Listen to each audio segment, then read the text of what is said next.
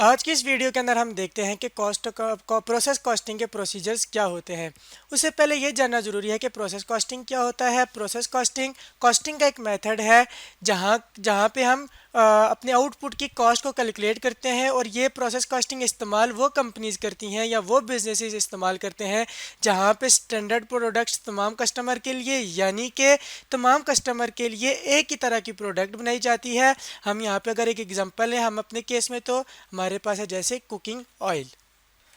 अब हम चलते हैं कि प्रोसेस कॉस्टिंग के प्रोसीजर्स क्या होते हैं। जहाँ पे भी प्रोसेस कॉस्टिंग इस्तेमाल हो रही होगी वहाँ पे वो बिज़नेस अपने कस्टमर से प्रोडक्शन ऑर्डर का वेट यानी कि इंतज़ार नहीं करेगा, बल्कि वो क्या करेगा, वो डायरेक्ट अपने जो उसका प्रोडक्ट है, अगर हम अपनी मिसाल लें कुकिंग ऑयल की, तो यहाँ पे अगर डालडा वाले ये कुकिंग ऑयल बना रहे हैं तो वो अपने लिए पूरे साल के लिए डिमांड एस्टिमेट करेंगे और ख़ुद से अंदाज़ा लगाएंगे कि उनका जो ये कुकिंग ऑयल है ये एक साल के अंदर कितना बिकेगा और कितना वो यूज़ होगा। इसके लिए वो डिमांड बनाएंगे और वो खुद से क्रिएट करेंगे,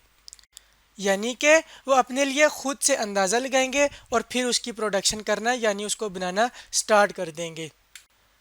अगर हम अपनी इसी कुकिंग ऑयल की एग्जांपल को आगे लेके चलें तो वो जो कंपनी होगी ये कुकिंग ऑयल बनाने वाली या जो बिज़नेस होगा उसके अंदर मुख्तलिफ तरह के डिपार्टमेंट्स होंगे। हम उनको नेमिंग दे देते हैं, डिपार्टमेंट 1, ये डिपार्टमेंट 2 हो जाएगा, ऑयल वाला 3 और पैकिंग वाला 4। अब इनके अंदर हो क्या रहा होगा, ये जो सीड्स वाला डिपार्टमेंट होगा ये जिन सीड से यानी जिन बीज से ये कुकिंग ऑयल बन रहा होगा उनको साफ़ करेगा और ये देखेगा कि जी ये हमारे मेयार के मुताबिक हैं या नहीं। अगर उनके मेयार के मुताबिक हैं तो वो उसको अगले डिपार्टमेंट जो एक्सट्रैक्शन का डिपार्टमेंट होगा उसको ट्रांसफ़र कर देगा, और एक्सट्रैक्शन वाले अब क्या करेंगे, अब उसको अपने प्लांट के अंदर डालेंगे और उससे वो ऑयल बनाना स्टार्ट कर देंगे, और जो ही वो ऑयल बन जाएगा वो अगले डिपार्टमेंट को ट्रांसफ़र कर देंगे, और ये वाला जो डिपार्टमेंट होगा उस ऑयल को साफ़ करेंगे और उसको इस्तेमाल के काबिल बनाने के बाद उसको पैकिंग डिपार्टमेंट के पास भेज देंगे, जहाँ पे वो पैक होगा और वो कस्टमर को बेचने के लिए अवेलेबल हो जाएगा। यानी कि ये जो कुकिंग ऑयल बनाने के लिए मुख्तलिफ तरह के मराहिल इनको तय करना पड़ रहे हैं, मुख्तलिफ प्रोसेस करना पड़ रहे हैं,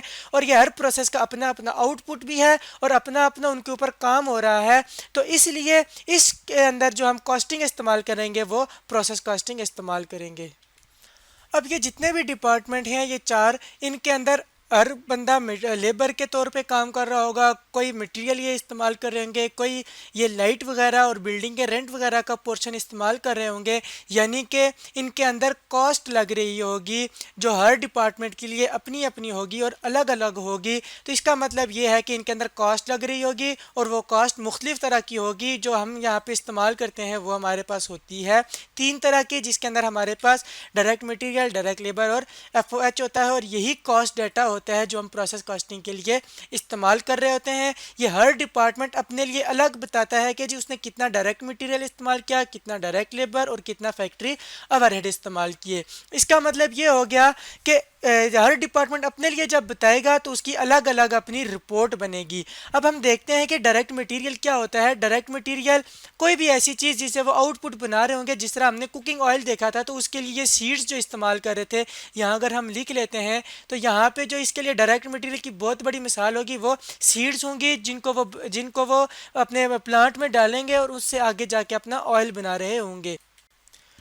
इसी तरीके से एक्सट्रैक्शन डिपार्टमेंट, ऑयल डिपार्टमेंट और पैकिंग डिपार्टमेंट के अंदर अगर हम देखेंगे तो यहाँ पैकिंग के लिए कुछ ना कुछ मटेरियल इस्तेमाल होगा, वो भी डायरेक्ट मटेरियल के खाते के अंदर ही आएगा। इसी तरह का अगर हम डायरेक्ट लेबर की बात करते हैं तो हर डिपार्टमेंट के अंदर कोई ना कोई बंदे मजदूर काम कर रहे होंगे जो इन सीड्स को प्रोसेस कर रहे होंगे और इससे चीज़ें बना रहे होंगे, यानी कि डायरेक्ट लेबर हमारी कोई भी लेबर हो सकती है जो डायरेक्टली इन सीड्स के ऊपर काम करके ऑयल बना रही होगी। इसी तरह फैक्ट्री ओवरहेड की अगर हम बात करें तो इसकी बहुत बड़ी मिसाल अगर हम देखें तो हम जो बिल्डिंग अगर वो हमारी अपनी नहीं है तो उसका जो हम रेंट दे रहे होंगे वो हमारे फैक्ट्री ओवरहेड के अंदर आएगा। इसका मतलब ये हो गया कि हम मुख्तलिफ तरह की कॉस्टें हर डिपार्टमेंट के ऊपर लगाएंगे और हर डिपार्टमेंट जो है वो उन कॉस्ट के लिए अकाउंटेबल होगा, वो जिम्मेदार होगा कि वो उसने इन कॉस्टों का इस्तेमाल करके कितना आउटपुट बनाया है।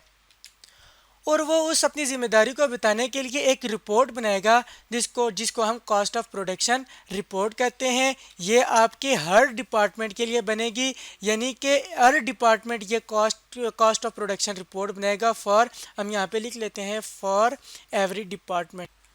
यानी कि ये कॉस्ट ऑफ प्रोडक्शन जो रिपोर्ट है ये हर डिपार्टमेंट के लिए बनाएगी। सीड डिपार्टमेंट अपने लिए बनाएगा, एक्सट्रैक्शन डिपार्टमेंट अपने लिए, ऑयल डिपार्टमेंट अपने लिए और पैकिंग का जो डिपार्टमेंट होगा वो अपने लिए बनाएगा। और इनके लिए हम ये देखेंगे कि इन्होंने कितनी कितनी ये कॉस्टें इस्तेमाल की हैं और कितना कितना इन्होंने आउटपुट बनाया है।